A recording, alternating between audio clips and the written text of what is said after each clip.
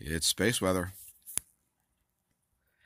Looking at the sun in 171 angstroms and 304 angstroms.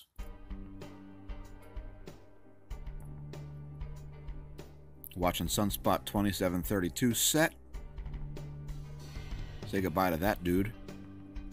An active region is rising.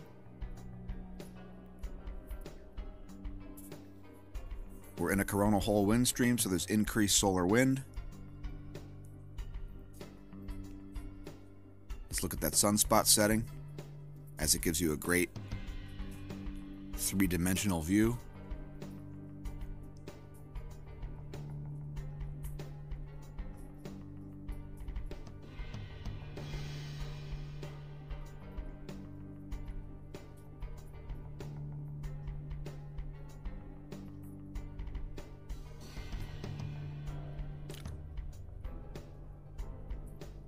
There are your magnetic field lines in the 193 angstroms view.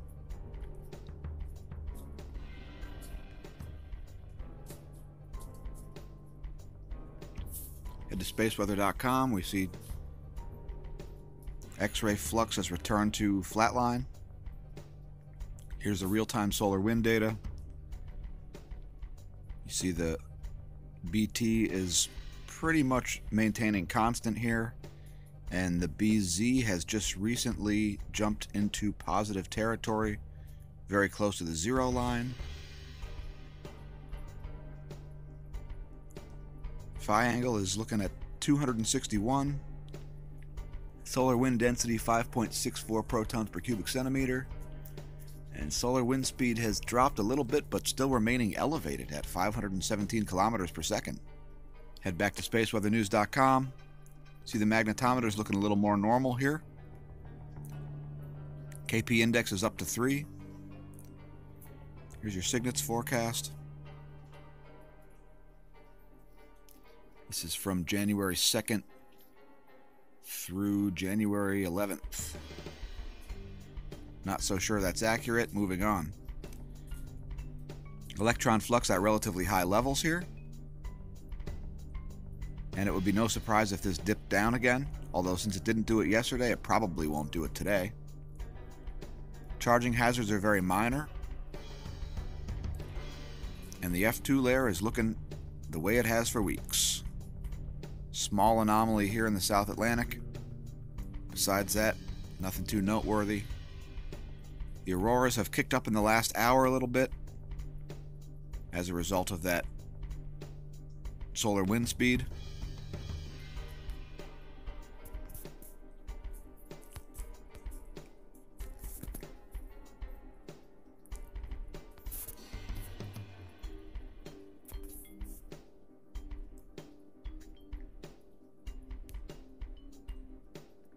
And so here we are on solarham.net.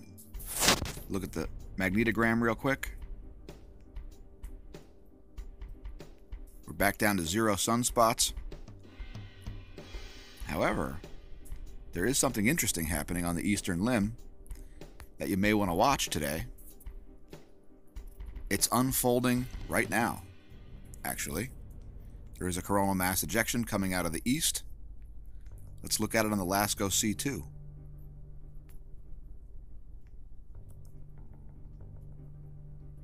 You're going to see a magnetic bubble get accelerated out of the corona on the left of your screen. Just forming now. And there it goes. Started watching it last night. It's going to accelerate. Let's take a look at the C3 also. As it looks like it's finally showing up there. Looks like it's forming into a Birkeland current. Okay, it's not really showing up there yet. Let that play through one more time.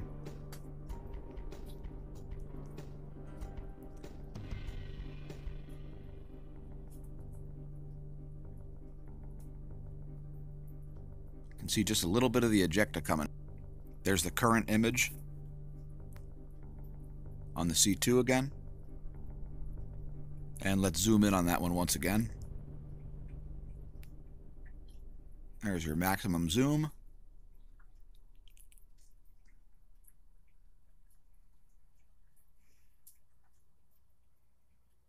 Great magnetic bubble.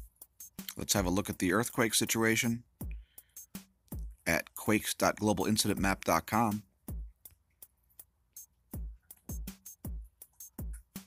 Looks like a small downtick in earthquakes. Indonesia 4.9, India 4.3, Japan 4.2. Got some quakes going off in Alaska. It's probably the same quake there, as they're only 1 second apart and at a similar depth. Chile a 4.2, 5.5 in the Philippines, the largest they've seen there for a while.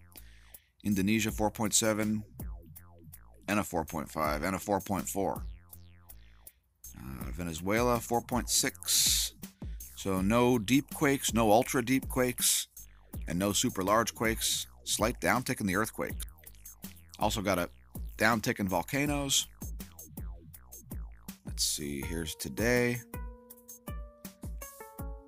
We've got Shivaluch, 18,000 foot ash plume. Krakatoa seems to be relaxing. Ash plume yesterday was 45,000 feet. Today it's down to 4,000. Tucono, 7,000 foot ash plume. Popocatépetl, periodic eruptions there. Reventador, 15,000 foot ash plume. Sabancaya, 24,000 foot ash plume. And Planchon Petaroa, volcanic ash identifiable. That's a new one. 16,000 foot ash plume from Planchon Petaroa. Look at the GOES X-ray imager. Give those who didn't view yesterday a view of the X-ray flare coming out of Sunspot 2732 as it sets. Right near the beginning, you see a nice X-ray flare there. Moving on. Let's look at the Gong 2. Let's see if there's any magnetic indication of that bubble coming out of the eastern limb of the sun.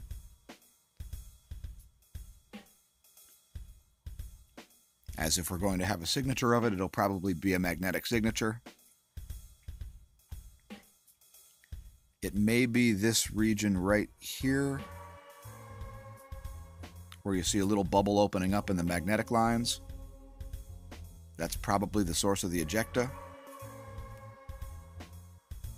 Now, let's take a little look at the galactic core and the transients that are constantly tracked from the galactic core. First of all, let's look at the top right pane. Sagittarius A star is the designation of the galactic core of the Milky Way galaxy. And you can see right here the most powerful transient measured recently, back to 2004 it looks like, 2005, took place in 2011. And right now the activity is much lower than that. So here's your daily compiled data. You can see this spike in 2018 is nothing like the spike in 2011. Here's your most recent. And while there have been several pulses coming out Sagittarius A star recently, keep in mind the highest energy one that we see here is only between 0.02 and 0.03 kiloelectron volts.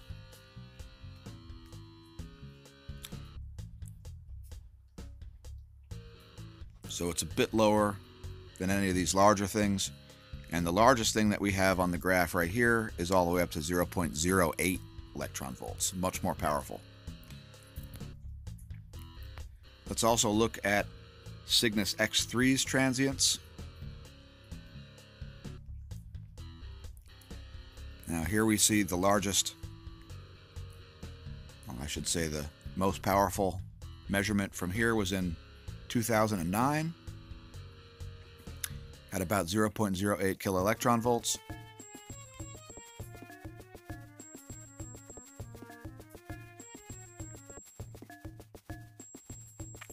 There's your daily. And here's your most recent, what's that, a month? Excuse me. Now here you can say this is a lot more normal. It's a very constant cosmic ray source. And actually activity is a little on the high side. But again, not getting as high as it was in 2009. Keep in mind, this thing usually, before it has a very large outburst, it usually goes into a quiet mode first. We will leave links to every site that we visit here. For those of you who are not aware what Cygnus X3 is, it's located in the constellation Cygnus. It's the tail of the swan. The star Deneb, which is the brightest single object, actually the most distant single object you can see with the naked eye. I believe the accepted distance for this now is around 1,500 light years. And it is a massive X-ray binary, a really massive radio source, which is orbiting what's called a Wolf-Rayet star, a giant blue dwarf. I believe it's called a blue supergiant, or at least a blue giant. Very hot star. Here's inthesky.com, inthesky.org's description. Of course, we'll leave links to this also. There's where Deneb is located.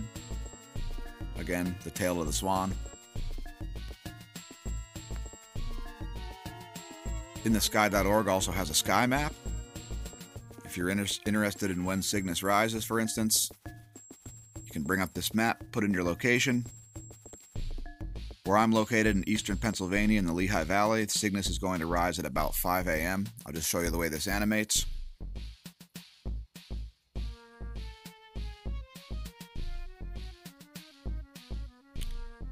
By the way, at the other end of the precessional cycle, Cygnus becomes the celestial North Pole, replacing Polaris over the precessional wobble period. Is it a coincidence that star happens to become the North Pole and it's the most distant single object to be seen with the naked eye? Could be a coincidence. There's a lot of odd coincidences going on in our galaxy. Now, you want to see where it's located? Here's another atlasoftheuniverse.com. Super great site. Just discovered it this morning. If we zoom in,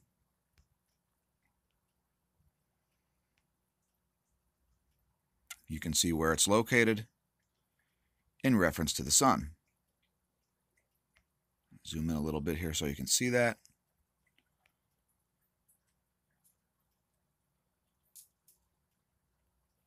You are here.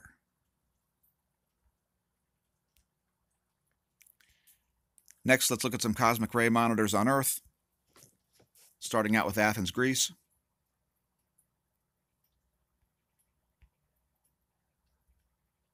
Really a downtick in cosmic ray flux there. Let's look at Mexico City. Small uptick right on the end of the graph, just in the last hour or so. No significant increase in Mexico City. Let's go to Moscow next, which actually received a big downtick, huge downtick. The lowest cosmic ray flux levels they've had since, looks like the 10th of December in Moscow.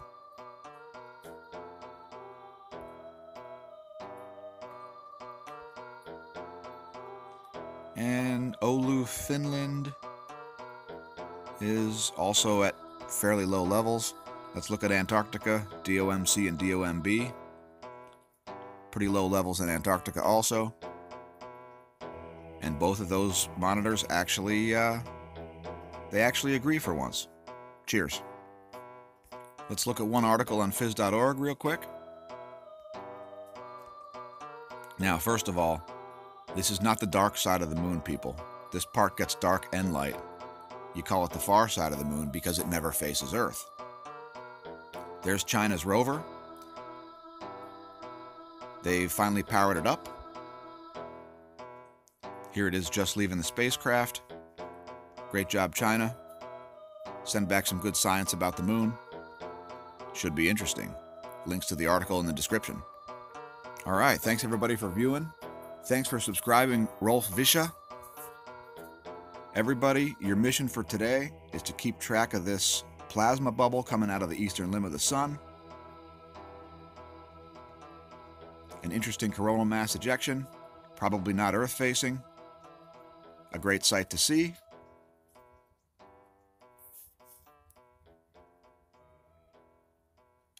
Remember, when you're studying solar ejecta, don't drink. And if you drink, study the solar ejecta anyway. And don't drive.